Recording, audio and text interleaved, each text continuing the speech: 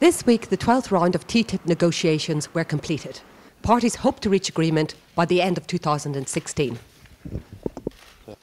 The European Union aims to achieve an outcome of the negotiation that corresponds to the ambition of the high-level working group report, which we agreed when we launched these negotiations, which provided, and I quote, for enhanced business opportunities to substantially improve access to government procurement opportunities at all levels of government on the basis of national treatment. But progress also very much means that by the summer we should have tabled proposals in all the regulatory and rules areas, and we have substantially advanced in the process of consolidation of text. I would like to highlight in particular the impulse that we have given to our discussions on two of the three pillars of TTIP, regulatory cooperation and rules. We want to cut unnecessary costs without cutting corners. It also reflects the political commitment given by Commissioner Malmström that regulatory cooperation within TTIP will increase or at least maintain the existing high standards that protect people's health, safety, or the environment. On standards and on conformity assessment, we had a good discussion and have sought to identify how to cooperate better, even if our systems are very different. We have also discussed how to reduce unnecessary duplication or excessive costs of conformity assessment. On sanitary and phytosanitary matters, our discussions have also been useful and forward-looking.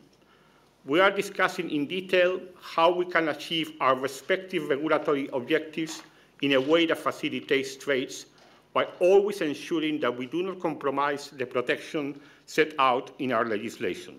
For example, we have discussed ways to rely more on the work done by the regulators on the other side of the Atlantic, and how to have more timely procedures for approvals.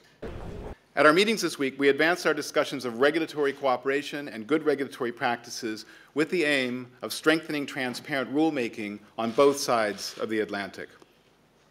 Public comment and input reinforce the democratic legitimacy of our regulatory systems without diminishing parliamentary control over those processes.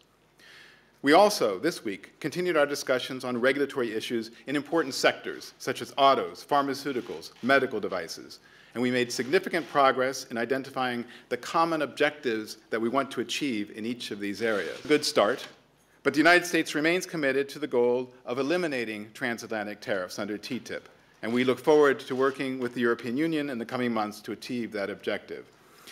Meanwhile, during this week, we have already begun discussing how we can reduce the phase-out periods for those tariff lines that are not yet scheduled for immediate elimination.